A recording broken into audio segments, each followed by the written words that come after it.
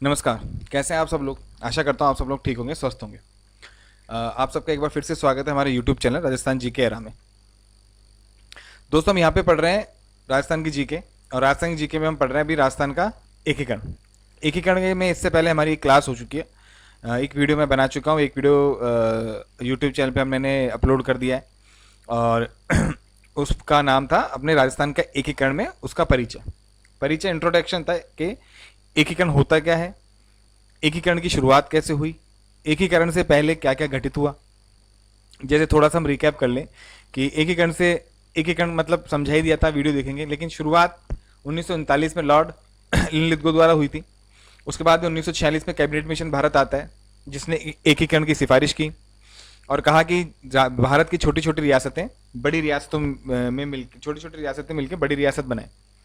उसके बाद ये सब होने के बाद अगर राजस्थान की बात करें तो राजस्थान में एकीकरण से पहले उदयपुर में राजस्थान यूनियन संघ बनाने की कोशिश की गई।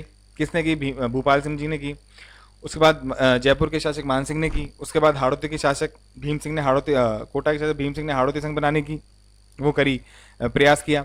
उसके बाद डूंगरपुर के शासक लक्ष्मण सिंह ने बागर संघ बनाने का प्रयास किया।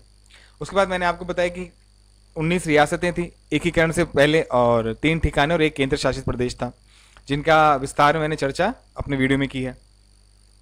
उसके बाद किस तरह से रियासती विभाग का स्थापना हुई, क्या रियासती विभाग के शर्तें थी एकीकरण या छोटे राज्यों के बड़े राज्य में मिलने के लिए, और क्या बड़े राज्य जो बड़े रियासतें थी वो क्या अपना स्वतंत्र अस्तित्व रख सकती थी, क्या वो भारत से अलग अपना अस्तित्व रख सकती थी? तो रख सकती थी, बशर्ते उनकी जनसंख्या 10 लाख के ऊपर हो और उनकी वार्षिक आय 1 करोड़ के ऊपर हो।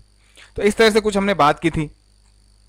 किसने सबसे पहले अधिनियम पत्र पे हस्ताक्षर किए थे, किसने सबसे लास्ट में किए थे, अंतिम हस्ताक्षर किसने किए थे, कौन सी सबसे बड़ी रियासत थी, कौन सी सबसे छोटी थी, जनसंख्या इस तरह की सब बातें हमने हमारे पिछले वीडियो में कर ली। मैंने आपको पिछले वीडियो में बताया था राजस्थान में एकीकरण 7 चरणों में पूरा हुआ। आज हम पढ़ने जा रहे हैं पहला चरण। पहले चरण का नाम है मत्स्य संघ। प्रथम चरण मत्स्य संघ। प्रथम चरण में कुछ रियासतें मिलकर मत्स्य संघ का निर्माण करती हैं। किस तरह से उसका निर्माण होता है, किस तरह से आगे परीक्षा में क्वेश्चन पूछे जा सकते हैं, किस तरह से क्वेश्चन पूछे गए, हम उसकी चर्चा करेंगे। हमने टेस्ट सीरीज भी बना रखी, लेकिन पहले हम उसकी थ्योरी पढ़ेंगे। तो चलिए बिना किसी देरी के शुरू करते हैं मत्स्य संघ। चलिए,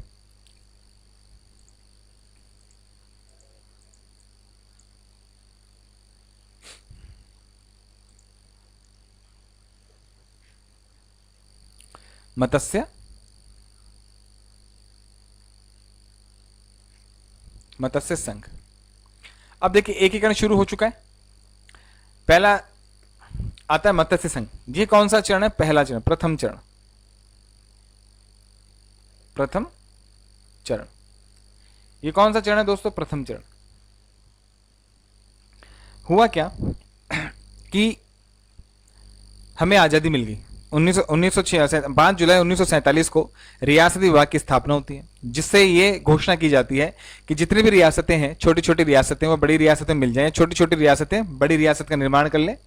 और ये कब तक कर ले? 15 अगस्त 1947 तक इस काम को कर लिया जाना चाहिए। नेहरू जी ने साफ कह दिया था कि कोई भी बाहरी प्रभाव में कोई भी रियासत नहीं रहेगी, सब रियासतें भारत में सम्मिलित होंगी, बशर्ते कि उनकी जनसंख्या 10 लाख के ऊपर ना हो और 1 करोड़ की ना हो। वो एक रियायत दी गई थी उन रियासतों को जो बड़ी रियासत है। ये काम हुआ, आज़ादी के बाद शुरू हो गया। आज़ादी के बाद जब शुरू हुआ तो सबसे पहले क्या हुआ कि हम मत्स्य संघ का स्थापना, सबसे पहले हमारे एकीकरण में प्रथम चरण में मत्स्य संघ की स्थापना हुई। किसकी स्थापना हुई? मत्स्य संघ की स्थापना हुई। तो मत्स्य संघ की स्थापना हुई तो इसकी अगर शुरुआत होती है तो होती है अलवर भरतपुर से। अलवर और भरतपुर से।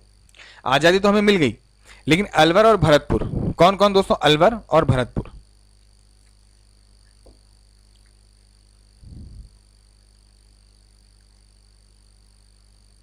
अलवर और भरतपुर, ये दोनों मिलके अलग राज्य की स्थापना, अलग देश की इनकी मांग हो गई, और उस देश का नाम ही क्या करना चाहते थे? मेविस्थान। क्या चाहते थे? ये अलग हो गई और ये मेविस्थान मांग, क्योंकि मेव यहाँ ज्यादा रहते थे, बशर्ते अलवर में बहुत ज्यादा मेव रहते हैं। तो ये क्या इनकी मांग होगी कि मेविस्थान की स्थापना करो, यानी हमें अलग देश दो जिसका नाम होगा मेविस्थान। और इस वजह से यहाँ पे क्या हो गया? सांप्रदायिकता फैल गई, झगड़े हो गए, दंगे हो गए। इसी बीच क्या हुआ? जनवरी 1948 की बात है। जनवरी 1948 कौन हो गए? गॉडसे ने किसकी हत्या कर दी? गांधी जी की हत्या हो गई। गांधी जी की हत्या हो गई, है ना, गांधी जी की हत्या हो गई। अब जब गांधी जी की हत्या हो गई तो बात यह फैल गई कि गांधी जी की हत्या के पीछे जो हत्यारे थे वो कहां जाके गए? वो अलवर गए। कहां गए? अलवर गए। उस वक्त अलवर का शासक कौन था?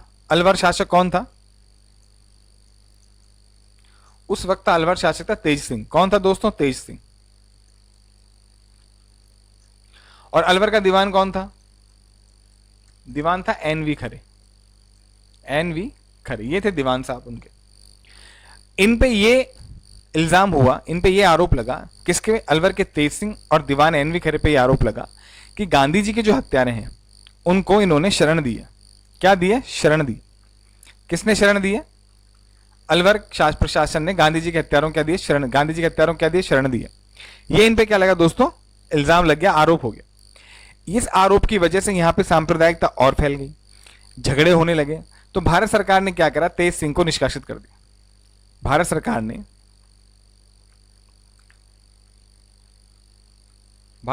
तेज सिंह को निष्कासित कर दिया। तेज सिंह को निष्कासित कर प्रशासन अपने हाथ में ले लिया। प्रशासन अपने हाथ में ले लिया। प्रशासन क्या करा? अपने हाथ में ले लिया। एक तो यह घटना हुई एकीकरण से जस्ट पहले। दूसरे, भरतपुर में भी मेरे स्थान की मांग होने लगी। भरतपुर से भी शिकायतें भारत सरकार को मिलने लगी। तो भारत सरकार ने क्या करा दोस्तों? उस भरतपुर का शासक कौन था? विजेंद्र सिंह। भरतपुर का शासक कौन था? विजेंद्र सिंह।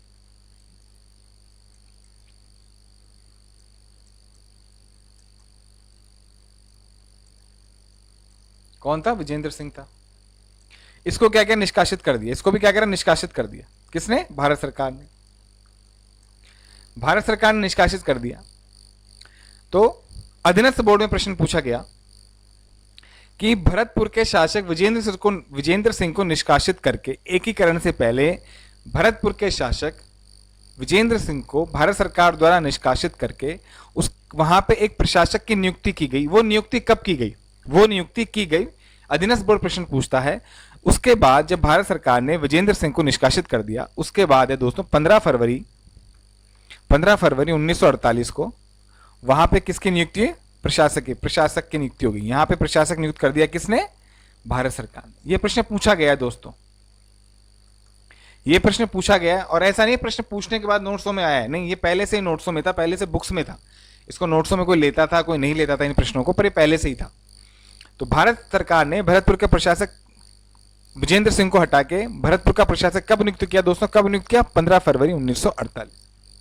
प्रश्न आपसे पूछते, एकीकरण से पहले, मत्स्य संघ के बनने से पहले किन दो रियासतों के शासकों को भारत सरकार द्वारा निष्कासित किया गया? तो किन दो रियासतों के शासकों को निष्कासित किया? पहला आ गया अलवर और आ गया दूसरा। प्रश्न पूछा जा सकता है, कोई बड़ी बात नहीं है, क्योंकि एकीकरण से संबंधित है। तो अलवर और भरतपुर के प्रशासक ऐसे थे जिनको भारत सरकार द्वारा निष्कासित किया गया और उसका प्रशासन अपने हाथ में लिया गया। यह है एकीकरण से पूर्व। ये दो घटनाएं हुई। बाद में इन पे जांच चले, लेकिन जांच में बिल्कुल निर्दोष साबित हुए और वापस से प्रशासन इनको दे दिया। ये बात है। अब अगला क्वेश्चन ये पूछा जा सकता है, एकीकरण के समय अलवर शासक कौन था? कौन था अलवर शासक? तेज सिंह। ये भी याद रखना है अपने को। अलवर शासक कौन था? तेज सिंह। ठीक है। और भरतपुर शासक कौन था? विजेंद्र सिंह। प्रश्न ये भी पूछा जा सकता है। ठीक है। अलवर शासक कौन था? तेज सिंह। और भरतपुर शासक कौन था? विजेंद्र सिंह। ये अपने से प्रश्न पूछा जा सकता है, तो इसे भी अपन याद रखेंगे। ठीक है, चलिए आगे चलते हैं। अब क्या हुआ कि रियासत विभाग, पिछले क्लास में मैंने आपको बता दिया रियासत विभाग ने क्या बोला कि अब एकीकरण, राजस्थान के एकीकरण की बात करें, राजस्थान में एकीकरण में रियासत विभाग का पहला ये था कि हमें रियासतें मिलानी है। पर प्रश्न ये उठा किस किस रियासत को मिलाए, कहां से शुरुआत करी जाए, कहां से शुरुआत करी जाए। तो इन्होंने पूरी राजस्थान को सबसे पहले एकीकरण में शामिल करने का फैसला करा। अब इन्होंने क्या करा, पूरी राजस्थान में देखिए भौगोलिक आधार पे, पहला है भौगोलिक आधार।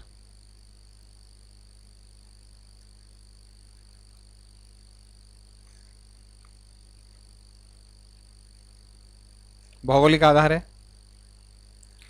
दूसरा है जातीय आधार।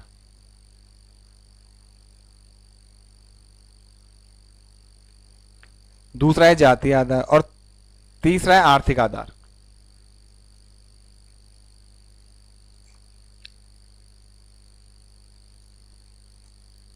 भौगोलिक आधार, जातीय आधार पे और आर्थिक आधार पे, अर्थात उन क्षेत्रों को इन्होंने पहले चरण में शामिल किया, उन क्षेत्रों को इन्होंने पहले चरण पे शामिल किया जिनकी भौगोलिक स्थिति, जहाँ पे जिनकी भौगोलिक, जहाँ लैंड और जहाँ पे जो जिसका भूगोल है, पहाड़ है, जमीनें हैं, नदियाँ हैं, ये नाले हैं, इनका भौगोलिक आधार एक जैसा होना चाहिए, एक जैसी मैक्सिमम एक जैसी जातीय लोग वहाँ पे निवास करने चाहिए, और उनका जो फाइनेंशियल कंडीशन है, जो उनका आर्थिक आधार है, उस रियासत का जो आर्थिक स्थिति है वो एक जैसी होनी चाहिए। इस आधार पे उन्होंने क्या करा दोस्तों, अलवर, अलवर, दूसरी रियासत आई भरतपुर, दूसरी रियासत आई भरतपुर, तीसरी रियासत आई करौली, है ना, और चौथी रियासत आई क्या, धौलपुर, धौलपुर, ठीक है। और ठिकाना कौन सा लिया इन्होंने, नीमराणा, क्योंकि अलवर के पास पड़ रहा था, अलवर के पास है ना, बहरोड में, बताया था मैं आपको पिछली क्लास में, कोटपुतली अलवर, ठीक है। इस ठिकाने को इन्होंने मिलकर एक संघ बनाने का विचार किया, एक संघ, इन सबको मिला के क्या करा, संघ बनाने का विचार किया। किस किस को, अलवर, भरतपुर, करौली, धौलपुर, अलवर, भरतपुर, करौली, धौलपुर, और ठिकाना नीमराणा, ठीक है। ठिकाना कौन सा, नीमराणा। अलवर, भरतपुर, करौली, धौलपुर और नीमराणा ठिकानों को मिलाकर एक संघ बनाने का विचार करता है कौन, रियासती विभाग विचार करता है। तो आपसे प्रश्न ये पूछा जाए कि मत्स्य संघ में अलवर, भरतपुर, करौली, धौलपुर या मत्स्य संघ का निर्माण किस आधार पर किया गया। मत्स्य संघ का निर्माण में, जो मत्स्य संघ में रियासतों का रियासतों को किस आधार पर मिलाया गया, आपका प्रश्न आ जाए, आपका प्रश्न में आ जाए, ए भौगोलिक आधार पर मिलाया गया, बी आपका जातीय आधार पर मिलाया गया, सी आपका आर्थिक आधार पर मिलाया गया, या डी तीनों पे। तो आंसर क्या जाएगा, डी, यानी भौगोलिक आधार भी देखा गया इनको मिलाने से पहले, जातीय आधार भी इनको देखा गया मिलाने से पहले, और आर्थिक आधार भी देखा गया मिलाने से पहले। तो ये प्रश्न आपका बिल्कुल बन सकता है, डीप में जाके प्रश्न बन सकता है, किस आधार पे चारों रियासतों को मिलाया गया, भौगोलिक आधार पे, जातीय आधार पे, आर्थिक आधार पे। तो तीनों ही आधार पे इनको मिलाया गया, और ठिकाना कौन सा, नीमराणा मिला के इनका एक संघ बनाने का विचार आया, रियासती विभाग ने इसका विचार कर लिया। विचार तो आ गया, परंतु अब ये आ गया कि ये प्रश्न ये उठ गया कि क्या ये लोग मिलने को तैयार है। प्रश्न ये उठ गया, क्या भाई रियासती विभाग ने तो कह दिया कि हम तो तैयार है मिलाने को, और हमने तो इनकी वो भी देख ली कि इनकी आर्थिक स्थिति एक जैसी है, भौगोलिक जो परिस्थितियां वो एक जैसी हैं, ठीक है, और एक जैसी जातीय लोग वहां पे निवास कर रहे हैं क्या, परंतु लेकिन ये लोग तैयार हैं एक संघ में आने को। इसके लिए इन्होंने क्या करा दोस्तों, रियासती विभाग ने चारों रियासतों के राजाओं को, यानी शासकों को, चारों रियासत के शासकों को, किस किस को मैं आपको बताता हूं। उस वक्त पहला अलवर, अलवर का मैंने आपको बताया शासक कौन था, देखिए मैं, अलवर का शासक कौन था, यहां लिखेंगे रियासत, और यहां लिखेंगे शासक, ठीक है, रियासत और शासक। पहली रियासत कौन सी, अलवर। दूसरी रियासत कौन सी है, भरतपुर। तीसरी रियासत कौन सी है, करौली। और चौथी रियासत कौन सी है, धौलपुर, धौलपुर। इन चारों को अगर आप याद करने की ट्रिक समझें कि साहब ये ट्रिक कैसे हो सकती है, याद, तो ए से अलवर, आप इसके ब्रैकेट में ए से अलवर, एबीसीडी तो सबको याद है बच्चों को, बी, सी और डी। तो ए से अलवर, बी से भरतपुर, सी से करौली, डी से धौलपुर। तो पहले चरण में कौन कौन है, एबीसीडी है साहब, पहले चरण में कौन कौन है, एबीसीडी है, पहले चरण में एबीसीडी है। अब रियासत अलवर, एक ए रियासत यानी अलवर का शासक कौन था दोस्तों, तेज सिंह था, यहां है तेज सिंह। भरतपुर का शासक कौन था, विजेंद्र सिंह। याद रखनी है किसका शासक कौन था, याद रखना है, परीक्षा में पूछा जाता है। करौली का कौन था? गणेश पाल। और धौलपुर का कौन था? उदय भान सिंह। उदय भान सिंह किसका था? धौलपुर का था। ठीक है, तो ए बी सी डी पहले चरण में मिलाए गए, अलवर, भरतपुर, करौली, धौलपुर। ये चारों अलवर का शासक तेज सिंह, भरतपुर का विजेंद्र सिंह, करौली का गणेश पाल, धौलपुर का उदय भान सिंह। तो रियासत विभाग ने एबीसीडी रियासतों के शासकों को बुलाया, इन सब की दिल्ली में इनको रियासत विभाग ने कहा कि एक जगह इनको इकट्ठा करो, इनसे बात करो, है ना, एक जगह इनको इकट्ठा करो, इनसे बात करो कि चाहते क्या, किसी क्या मांगे, किसकी क्या मांगे, क्या चाहते हैं। तो इन्हें इकट्ठा किया गया दोस्तों, और इकट्ठा करने के बाद किस तारीख को इकट्ठा किया? प्रश्न पूछते हैं, इकट्ठा किया गया 27 फरवरी 1948। 27 फरवरी 1948 को। कहां पे बैठक हुई? दिल्ली में। बैठक कहां हुई? दिल्ली में। क्या हुई? बैठक। दिल्ली में क्या होती है? बैठक होती है। 27 फरवरी 1948 को बैठक होती है, और इस बैठक में सब राज्य हो जाते हैं कि हाँ हम मिलकर एक संघ बनाएंगे। देखो, पिछली क्लास में अधिमिलन पत्र पे हस्ताक्षर किए थे, उसमें इन्होंने हस्ताक्षर उस बात पे किए थे कि हाँ हम एकीकरण में या भारत संघ में मिलने को तैयार हैं। और जब दिल्ली में जो बैठक हो रही है उसमें इस बात पे राजी हो रहे हैं कि हाँ हम चारों मिलकर एक संघ बना लेंगे। ठीक है, दोनों अलग अलग चीजें। तो 27 फरवरी 1948 को दिल्ली में बैठक होती है चारों रियासतों की, जिसमें ये मान जाते हैं, और अगले ही दिन, दूसरे दिन, किस दिन दोस्तों? दूसरे दिन की बात है, अगले ही दिन 28 फरवरी 1948 को क्या करते हैं? ये हस्ताक्षर कर देते हैं चारों। ये चारों क्या कर देते हैं दोस्तों? हस्ताक्षर कर देते हैं संघ में, एक संघ के लिए, संघ हेतु हस्ताक्षर कर। अभी नाम नहीं आया है संघ का, पर इन्होंने बोला कि हाँ 27 फरवरी 1948 को बैठक होती है, ये मौखिक रूप से अपनी स्वीकृति दे देते हैं। उस स्वीकृति को कागजों में लेने के लिए 28 फरवरी 1948 से इन चारों रियासतों के राजाओं से, शासकों से हस्ताक्षर ले लिए जाते हैं। अब जब हस्ताक्षर ले लिए, सब काम हो गए, संघ बन गया, तो संघ का नाम देना भी जरूरी है, क्योंकि अलवर भरतपुर महाभारत के टाइम में मत्स्य क्षेत्र कहलाता था, इसलिए नामकरण होता है, इस संघ का नामकरण होता है मत्स्य संघ। क्या नाम पड़ता है दोस्तों? मत्स्य संघ।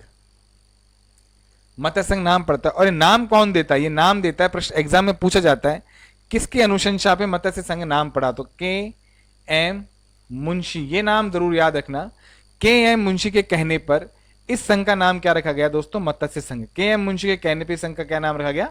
मत्स्य संघ नाम रखा गया। मत्स्य संघ का नाम रखा गया के एम मुंशी के कहने पे। ठीक है, 28 फरवरी 1948 को उन्होंने हस्ताक्षर किए। कभी एग्जाम में पूछा नहीं गया, लेकिन प्रश्न पूछा जा सकता है कि मत्स्य संघ में जो भी रियासतें शामिल हैं, उन रियासतों के राजाओं ने मत्स्य संघ में मिलने हेतु किस तारीख को हस्ताक्षर किए? 27 फरवरी 1948 या 28 फरवरी 1948। तो हस्ताक्षर 28 फरवरी 1948 को हुए, और बैठक कहां हुई? दिल्ली में हुई। कब हुई? 27 फरवरी 1948। नाम क्या रखा? मत्स्य संघ। किसने रखा? के एम मुंशी के कहने पे और के एम मुंशी की अनुशंसा पे ये रखा गया। अब मत्स्य संघ में क्या क्या शामिल है? मत्स्य संघ में कौन कौन है? अब आती है बात। पहला, मत्स्य संघ में कौन शामिल है? मत्स्य संघ, अगर हम मत्स्य संघ की बात करें तो कौन कौन शामिल है? ए, बी, सी और डी। रियासतें अलवर, ए से अलवर, याद रखना, ए से अलवर, बी से भरतपुर, सी से करौली, और डी से दोस्तों क्या है? क्या बच्चों? धौलपुर। डी से धौलपुर। ये आ गए रियासतें, और एक आ गया ठिकाना। कौन सा ठिकाना? नीमराणा। नीमराणा ठिकाने का एकीकरण के किस चरण में विलय हुआ? प्रथम चरण में। किस चरण में विलय हुआ दोस्तों? प्रथम चरण में। ठिकाना कौन सा है? नीमराणा। किस चरण में विलय हो गया इसका? प्रथम चरण में। नीमराणा का विलय किसमें हो गया? मत्स्य संघ में हो गया। टोटल कितनी रियासतें हो गई? 4 रियासतें। टोटल कितनी है? 4 रियासतें प्लस एक ठिकाना। 4 रियासतें और एक ठिकाना। तो मत्स्य संघ में क्या क्या है?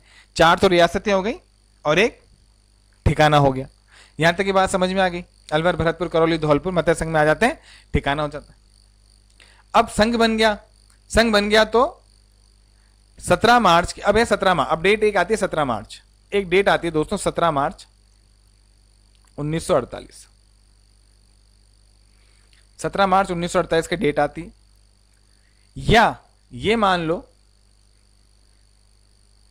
एक एक डेट और आती है 18 मार्च 1948। ये डेट है उद्घाटन की, दोनों ही डेट उद्घाटन की।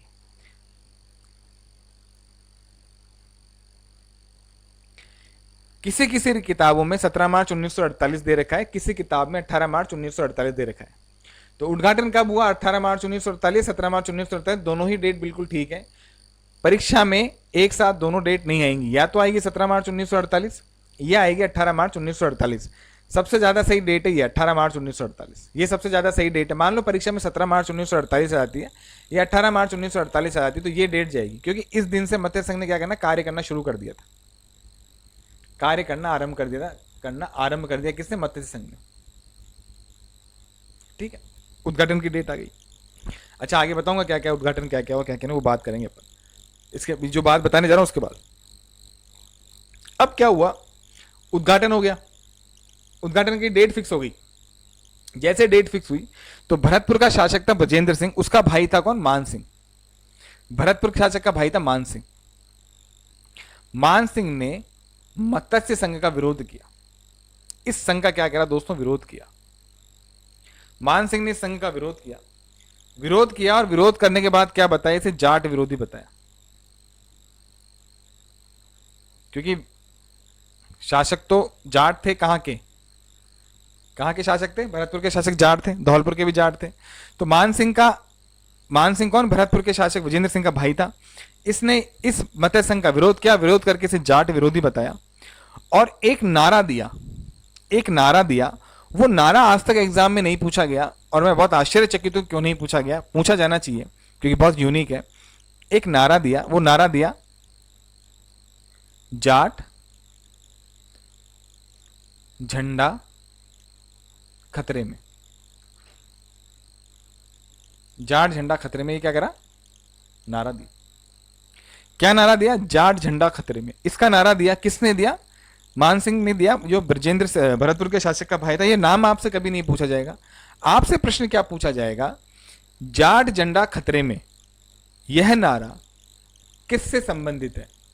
प्रश्न में आपसे पूछा जाएगा, जाट झंडा खतरे में यह नारा किससे संबंधित है? प्रजामंडल आंदोलनों से, किसान आंदोलन से, राजस्थान के एकीकरण से, या राजस्थान के जनजातीय आंदोलनों से? ठीक है, प्रजामंडल, एकीकरण, किसान आंदोलन या जनजातीय आंदोलन। तो आंसर क्या जाएगा? एकीकरण। पहला प्रश्न आपसे ऐसे पूछा जाएगा। दूसरा प्रश्न आपसे पूछा जा सकता है, जाट झंडा खतरे में का संबंध राजस्थान एकीकरण के किस चरण से है? प्रथम चरण से, द्वितीय चरण से, चतुर्थ चरण से, या सप्तम चरण से? तो किस चरण से है? प्रथम चरण से है। यही प्रश्न आपसे इस तरह से पूछा जा सकता है, जाट झंडा खतरे में का संबंध किस रियासत से है? मत्स्य संघ की किस रियासत से है? अलवर से है, भरतपुर से है, धौलपुर से, करौली से? तो किससे? भरतपुर से। तो इस प्रश्न को कितनी ही बार, कितनी भी तरीके से आपसे पूछा जा सकता है। तो ये प्रश्न मैं पर्सनली, मेरे लिए ये बहुत इंपॉर्टेंट प्रश्न है, क्योंकि मुझे बहुत अच्छा प्रश्न लगा। इस प्रश्न को आप जरूर याद रखिए, नोट्सों में भी शामिल है, और मैं भी जब टेस्ट सीरीज कराऊंगा उसमें मैंने इसको शामिल किया है। इसको आप 100 स्टार लगा सकते हैं, यानी बहुत इंपॉर्टेंट। जाट झंडा खतरे में ये नारा दिया, इसमें इस मान सिंह का साथ किसने दिया दोस्तों? किसान नेता देशराज ने। किसने दिया? किसान नेता देशराज। देशराज क्या था? भरतपुर से किसान नेता था, जो किसान आंदोलन बहुत किए उसने। जब किसान आंदोलन पढ़ेंगे उसके बारे में चर्चा करेंगे। इसने इसका साथ दिया। अब साथ दिया, लेकिन इसको देशराज को बुलाया, इसको समझा के इस विरोध को शांत कर दिया गया। तो जाट झंडा खतरे में आप बिल्कुल आप याद रखिएगा किसने दिया। अब आता है मत्स्य संघ। अब इसके बारे में हम चर्चा करते हैं, जहां से सबसे ज्यादा प्रश्न पूछे जाते हैं। सबसे ज्यादा प्रश्न पूछे जाते हैं कहां से? मत्स्य संघ में सबसे ज्यादा प्रश्न कहां से पूछे जाते हैं? किसी भी संघ में। तो अब हम इसके अगर देखें, मत्स्य संघ,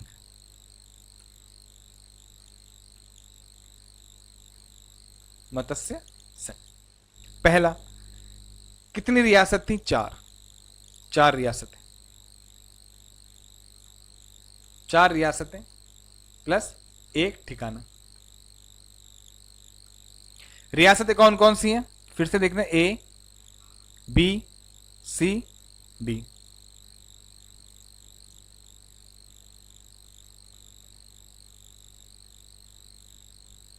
अलवर, बी से हो जाएगा आपका भरतपुर, सी से आपका हो जाएगा करौली, डी से आपका हो जाएगा धौलपुर। और ठिकाने की अगर बात करें तो ये हो जाएगा नीमराना। मध्य संघ में 4 रियासतें 1 ठिकाना। ठीक है दोस्तों, पहली बात आपके आगे। दूसरी बात,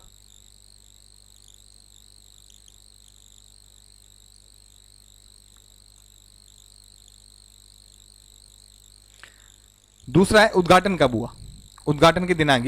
ये सब बहुत यही पूछे जाते हैं आपसे। उद्घाटन देखो क्या क्या पूछा जाएगा। सबसे पहला उद्घाटन पूछा जाएगा, रियासतें पूछ ली, अब पूछेगा उद्घाटन। दिनांक 18 मार्च 1948, 18 मार्च 1948, 18 मार्च 1948 को क्या हो गया दोस्तों, उद्घाटन हो जाता है।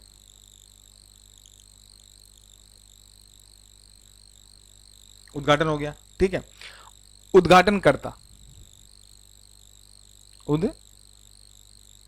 उद्घाटन करता यानी किसने उद्घाटन किया। तो मत्स्य संघ का उद्घाटन उस समय के खनिज और विद्युत मंत्री थे, केंद्रीय खनिज और केंद्रीय विद्युत मंत्री थे। कौन थे, नरहरि विष्णु गौडगिल। नरहरि विष्णु गौडगिल ने किया। तो आप लिखें नरहरि विष्णु गौडगिल, नरहरि विष्णु गौडगिल। उद्घाटन किसने किया, गौडगिल। उद्घाटन किसने किया, गौडगिल ने किया। उद्घाटन करता गौडगिल किया। अब जब संघ बनाए तो संघ की राजधानी भी बनाई जाएगी। तीसरा प्रश्न आपसे पूछा जाएगा, राजधानी। तो इस संघ की राजधानी किससे, अब इन्हीं रियासतों में से बनाई जाएगी। संघ की राजधानी किसे बनाया दोस्तों, अलवर को। राजधानी क्या है, अलवर होगी। राजधानी क्या होगी, अलवर हो गई अपनी। राजधानी के बाद अब हो गया संघ। संघ, अब एक संघ बना दिया। संघ बना दिया तो जैसे राज्य होता है, राज्य में होता है राज्यपाल होता है, प्रधानमंत्री, मुख्यमंत्री होता है, इस तरह से। तो राज्यपाल की जगह उस वक्त राज प्रमुख पद चलता था। तो संघ का राज प्रमुख बना। कौन बना, राज प्रमुख। राज प्रमुख, संघ का राज प्रमुख बना। और राज प्रमुख किसे बनाया गया दोस्तों, राज प्रमुख बनाया गया उदय भान सिंह को। किसको, उदय भान सिंह। कहां का था, कहां का शासक था, धौलपुर का। धौलपुर शासक को राज प्रमुख बनाया गया। आगे आप देखेंगे कि जिस संघ की राजधानी है, उसी राजधानी, जिस संघ की किसी संघ की कोई राजधानी है तो जो राजधानी है उसी का राज प्रमुख बना दिया गया। लेकिन इसमें अलग है, राजधानी तो अलवर रखी और राज प्रमुख किसे बनाया गया, उदयभान सिंह को बनाया गया। ये थोड़ा सा याद जब करेंगे तो याद रखना। राजधानी अलवर है लेकिन राज प्रमुख कौन सी रियासत का बना, धौलपुर रियासत का बना। कौन सी रियासत का बना दोस्तों, धौलपुर रियासत का बना राज प्रमुख। अब बना प्रधानमंत्री। अब बात आती है प्रधानमंत्री की, है ना। यहां का प्रधानमंत्री भी बनता है। प्रधानमंत्री है शोभाराम जी। प्रधानमंत्री कौन बना दोस्तों, शोभाराम। प्रधानमंत्री कौन बना, शोभाराम। अब जब राज प्रमुख बन गया तो उपराज प्रमुख भी, जैसे उपराज्यपाल होता है वैसे उपराज प्रमुख भी होगा। तो उपराज प्रमुख, उप राज प्रमुख, ये किसे बनाया गया, गणेश पाल। गणेश पाल को। कहां का शासक था, करौली का। कहां का शासक था दोस्तों, करौली का। ये बहुत ही महत्वपूर्ण चीजें हैं। मत्स्य संघ कितनी रियासतें, 4, A B C D, Alwar, Bharatpur, Karauli, Dholpur. ठिकाना 1, नीमराणा, याद रखेगा। उद्घाटन 18 अप्रैल 1948, उद्घाटन करता एनवी गौडगिल। राजधानी किसे बनाई, अलवर को बनाई।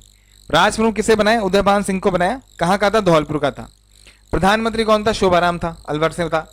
और उपराज प्रमुख कौन थे, गणेश पाल थे, करौली से थे। ये हो गई बात यहां की। अब इस मत्स्य संघ का पूरा क्षेत्रफल क्या था, प्रश्न पूछ ले, क्षेत्रफल क्या था। किताबों में दे रखा है, राजस्थान बोर्ड की किताबों में दे रखा है, तो हमें पढ़ना जरूरी है। क्षेत्रफल कितना, 12,000 वर्ग किलोमीटर। 12,000 वर्ग किलोमीटर क्षेत्रफल था, 12,000 वर्ग किलोमीटर। ये संघ की राजधानी कितनी थी, ओ जनसंख्या कितनी थी? संघ की जनसंख्या थी 18 लाख। अब किसी भी स्टूडेंट के दिमाग में ये आ सकता है कि पिछली क्लास में मैंने बताया था कि वो रियासतें स्वतंत्र रह सकती हैं जिनकी जनसंख्या 10 लाख के ऊपर है। तो वो रियासतों की बात थी, जैसे अलवर एक रियासत हो गई, भरतपुर एक रियासत हो गई, करौली एक रियासत होगी, धौलपुर एक रियासत होगी। परंतु ये चारों रियासतें एक होकर जब संघ बना रही हैं तो उस संघ की जनसंख्या 18 लाख, एक रियासत की नहीं है, तो ये 18 लाख संघ की जनसंख्या, ठीक है। और इसी तरह इनकी आय कितनी थी, यानी एनुअल इनकम को अगर आय करें, वार्षिक आय कितनी थी? 184 लाख, 184 लाख, यानी 1 करोड़ 84 लाख, ये इनकी आय थी। फिर वही बात है, संघ की आय है, रियासत की आय नहीं है। तो क्षेत्रफल कितना हो गया? 12,000 किलोमीटर। क्षेत्रफल कितना हो गया? 12,000। क्षेत्रफल कितना हो गया? 12,000 किलोमीटर हो गया। जनसंख्या कितनी हो गई? 18 लाख हो गई। और आय कितनी हो गई? 184 लाख हो गई। ये हो गया। अब मैंने आपको ऊपर बताया प्रधानमंत्री बनाया शोभाराम जी को। अब प्रधानमंत्री बनाया तो बशर्ते बात है कि यहाँ पे मंत्रिमंडल भी है। तो प्रश्न आपसे कभी कभी मंत्रिमंडल से भी पूछ लिया जाता है। तो मत्स्य संघ के मंत्रिमंडल में कौन कौन शामिल था, तो आप उनको भी देख लीजिए। मंत्रिमंडल को, मंत्रिमंडल भी अपन चर्चा कर लेते हैं, ठीक है। मंत्रिमंडल, तो सबसे पहले मंत्रिमंडल में अगर सबसे पहले हम बात करें तो बात करें जुगल किशोर चतुर्वेदी। जुगल किशोर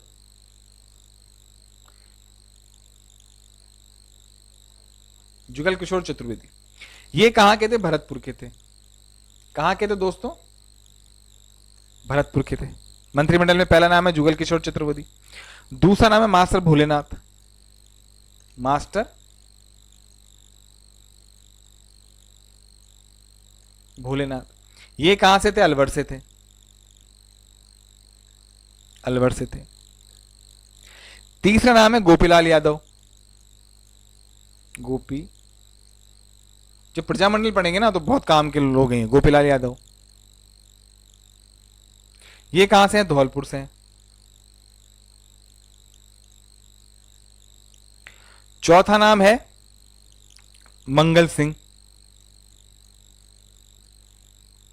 ये भी कहां से हैं? धौलपुर से हैं। मंगल सिंह भी धौलपुर से हैं। और है चिरंजी लाल। कौन है? चिरंजी लाल, ये है करौली से। ये है करौली से। तो प्रधानमंत्री शोभाराम को बनाया, शोभाराम का मंत्रिमंडल का विस्तार हुआ। मंत्रिमंडल में कौन कौन शामिल हुए? जुगल किशोर चतुर्वेदी, ये कहाँ के निवासी थे? भरतपुर से संबंध था इनका। मास्टर भोलेनाथ का संबंध कहाँ से था? अलवर से था। गोपीलाल यादव का संबंध कहाँ से था? धौलपुर से था। मंगल सिंह का संबंध कहाँ से था? धौलपुर से था। और चिरंजी लाल जी का संबंध कहाँ से था? करौली से। अब रियासत बन गई, रियासतें खत्म हो गई और संघ बन गया। अब इनकी इनकम भी कम हो गई, राजा की इनकम भी कम, शासक की इनकम भी कम हो गई। शासक क्या करेगा, क्योंकि पूरा संघ बन गया, पूरा आर्थिक ढांचा संघ के हिसाब से चलेगा। इसकी पर्सनल कोई इनकम नहीं रही है ना, व्यक्तिगत कोई इनकम नहीं रही। व्यक्तिगत इनकम नहीं रही तो जब 27 फरवरी 1948 को, कब की बात है? 27 फरवरी 1948 की बात है, जब इन्होंने सहमति रखी थी ना कि भाई हम सहमत हैं, तब ये शर्तें रखी थी। कौन कौन सी? राज प्रमुख कौन होगा, उपराज प्रमुख कौन बनेगा, शोभाराम जी, ये सब शर्तें उस वक्त विचार विमर्श किया गया। विचार विमर्श करके ही ये शर्तों पे उसके बाद साइन हुए। उसमें तो एक शर्त ये भी थी कि जब व्यक्तिगत आय खत्म हो जाएगी तो इनको पेंशन मिलेगी शासकों को। क्या मिलेगी दोस्तों? शासकों को पेंशन मिलेगी। तो अगला प्रश्न, अगली चीज है पेंशन। क्या है? पेंशन। अगली चीज है पेंशन। पेंशन मिलेगी। अब वो पेंशन कितनी कितनी और किस किस को कितनी मिलेगी उस पर चर्चा करी जाएगी।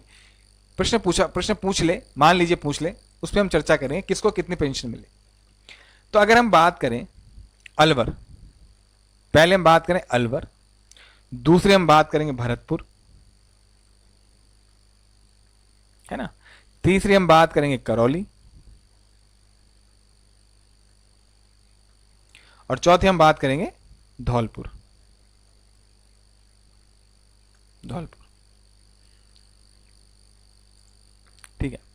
अलवर के शासक को जो पेंशन दी जाएगी साल भर की, वो दी जाएगी 5,20,000। यह है प्रतिवर्ष, प्रति 5,20,000 प्रतिवर्ष। भरतपुर के शासक को जो दी जाएगी, विजेंद्र सिंह को दी जाएगी 5,02,000, यह है प्रतिवर्ष। करौली के शासक को दी जाएगी 1,64,000, ठीक है। और धौलपुर के शासक को दी जाएगी 2,00,000, नहीं ये 64 नहीं आएगी, ये आएगी 1,00,000 और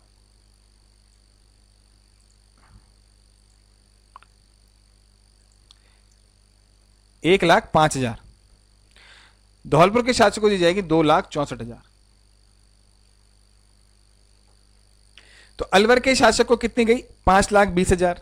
भरतपुर के शासक को कितनी पेंशन जाएगी प्रतिवर्ष? 5,02,000। करौली के शासक को कितनी जाएगी? 1,05,000। और धौलपुर के शासक को कितनी जाएगी? 2,64,000।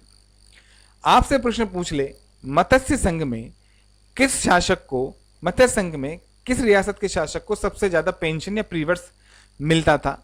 वो मिलता था अलवर के शासक को। किसको मिलता था दोस्तों? अलवर के शासक को। सबसे ज्यादा किसको मिला? 5,20,000 मिल रही है यहाँ पे, ये दो ही है। आपसे पूछ ले, बस दो ही क्वेश्चन बनेंगे यहाँ से, या तो डाटा पूछ लेगा या आपसे पूछ लेगा कि किसको सबसे ज्यादा दी जाती थी और मत्स्य संघ में सबसे कम पेंशन किस शासक को दी, किस रियासत के शासक को दी जाती थी? करौली रियासत के शासक को दी जाती थी। नाम पूछ ले किसको? गणेश पाल को दी जाती थी। और कितनी दी जाती थी? 1,05,000 साल की दी जाती थी। ये हो गया अपना मत्स्य संघ।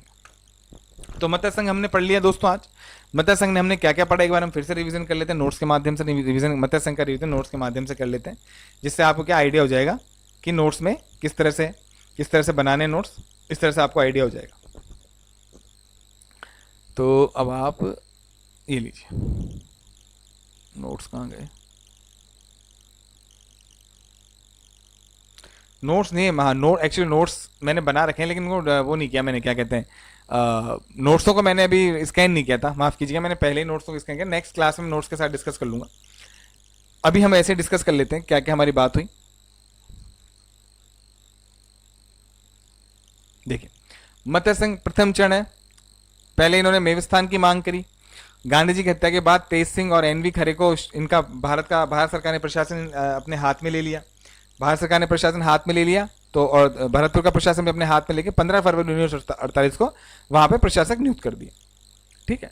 अब भौगोलिक आधार पे, जातीय आधार पर, आर्थिक आधार पे अलवर, भरतपुर, करौली, धौलपुर और नीमराना ठिकाने को उन्होंने एक संघ बनाने का विचार किया।